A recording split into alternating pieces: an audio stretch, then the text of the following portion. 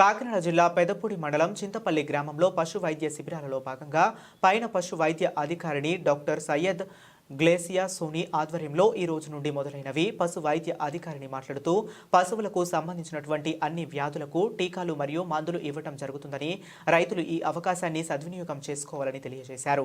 గ్రామంలోని రైతులందరూ వారి వారి పశువులను శిబిరం వద్దకు తీసుకుని వచ్చి పరీక్షలు చేయించుకుని తగు సూచనలు సలహాలు పొందడం జరిగినది. ఈ కార్యక్రమాన్ని తూర్పుగోదావరి జిల్లా జాయింట్ డైరెక్టర్ డాక్టర్ సూర్యప్రకాష్ సందర్శించడం కూడా జరిగినది.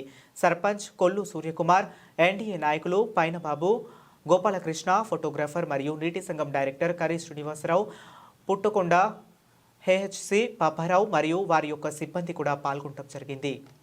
నమస్కారం అండి, నా పేరు డాక్టర్ సోని. నేను పైనకి సంబంధించిన పశు వైద్య అధికారిగా పనిచేస్తున్నాను. అయితే మనకి గవర్నమెంట్ తరఫు నుంచి ప్రభుత్వం వారు పశు ఆరోగ్య శిబిరాలు అని మన యానిమల్స్ కోసం హెల్త్ క్యాంప్స్ అనేవి 20వ తారీఖు నుంచి 31 వరకు, జనవరి 20 నుంచి 31 వరకు అన్ని చోట్ల, అంటే మొత్తం స్టేట్ వైడ్ ఈ పశు ఆరోగ్య శిబిరాలు అనేవి కండక్ట్ చేయమని చెప్పడం జరిగిందండి. సో దాని ఆదేశాల ప్రకారంగా మనం పెదపూడి మండలంలో ప్రతి విలేజ్లోనూ ఈ క్యాంపులు అనేవి ఆర్గనైజ్ చేస్తున్నాము. సో మొత్తం స్టాఫ్ అందరితో ఆర్గనైజ్ చేయడం జరుగుతుంది. ఈ క్యాంప్లో ఏంటంటే ఇక్కడ మనకి డీవార్మింగ్స్, అంటే ఫౌల్ మందులు, లేదంటే చూడి కట్టని యానిమల్స్, ఇన్ఫర్టైల్ ఏవైతే ఉంటాయో రిపీట్ చేసేవి, రిపీటర్స్, ఇలాంటి వాటికి ట్రీట్మెంట్ చేయడం జరుగుతుందండి.